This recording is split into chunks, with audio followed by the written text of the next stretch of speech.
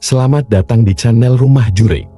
Sebelum kita mulai merasakan kengerian malam ini, jangan lupa untuk subscribe agar tidak ketinggalan kisah-kisah horor terbaru.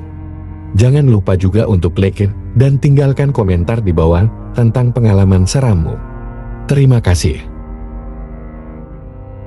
Kisah ini dimulai di sebuah kampus yang berdiri angkuh di tengah kota besar. Dulunya, gedung itu adalah bank tua yang sudah puluhan tahun ditinggalkan. Namun, tak banyak yang tahu bahwa setelah bank itu gulung tikar, gedung itu berubah menjadi tempat pembuangan mayat dan bayi yang tak diinginkan.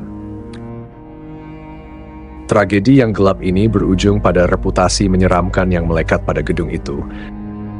Bahkan hingga akhirnya kampus ini dibuka pada tahun 2012. Sejak pertama kali kampus itu digunakan, berbagai kejadian aneh mulai terjadi.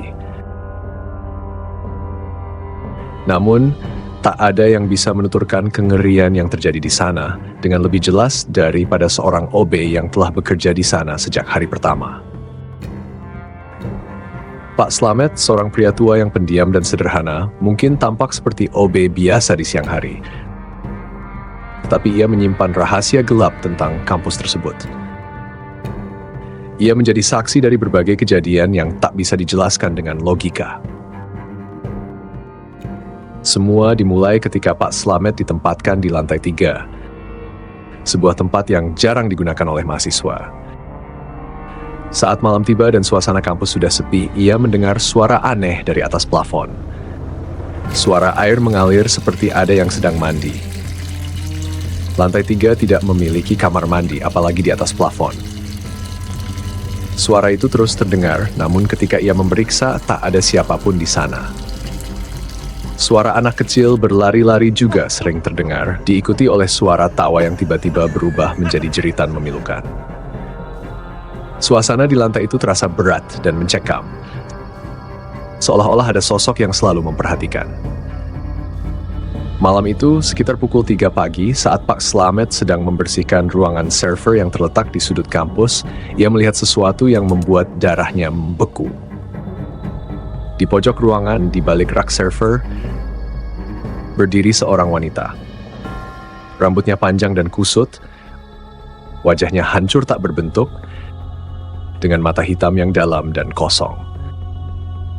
Pak Slamet terpaku, tak mampu bergerak atau berteriak. Wanita itu menatapnya dengan tatapan yang penuh dendam, seakan-akan menyalahkan Pak Slamet atas sesuatu yang tak bisa ia pahami. Lalu dalam sekejap mata, wanita itu menghilang, meninggalkan Pak Slamet yang terguncang ketakutan. Sejak saat itu, Pak Slamet yakin bahwa kampus ini bukan hanya dihantui oleh satu makhluk, tetapi banyak.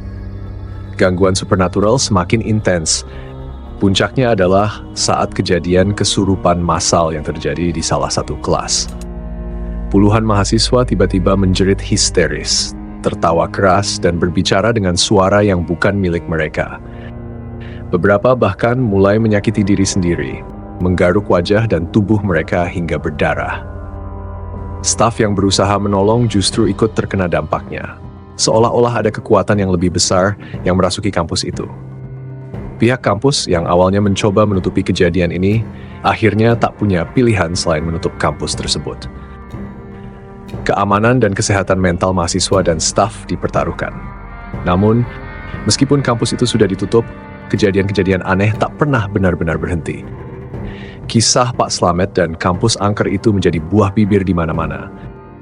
Orang-orang di media sosial memperdebatkan kebenarannya. Namun bagi Pak Slamet, semua itu bukan sekadar cerita. Ia membawa bekas luka dari pengalaman yang tak bisa ia lupakan, meski ia tak lagi bekerja di sana. Setiap kali ia mengingat kembali wanita dengan wajah rusak dan mata hitam itu, hatinya selalu dipenuhi rasa takut dan ketidakberdayaan. Kampus itu sekarang berdiri kosong dan terlantar. Tetapi roh-roh yang pernah menghuni tempat itu tetap ada, menunggu korban berikutnya yang berani memasuki wilayah mereka. Kisah ini menjadi misteri yang menghantui kota besar itu, dan meskipun banyak yang tak percaya, mereka yang pernah berada di sana tahu bahwa kampus itu menyimpan sesuatu yang jauh lebih gelap daripada sekadar cerita horor biasa.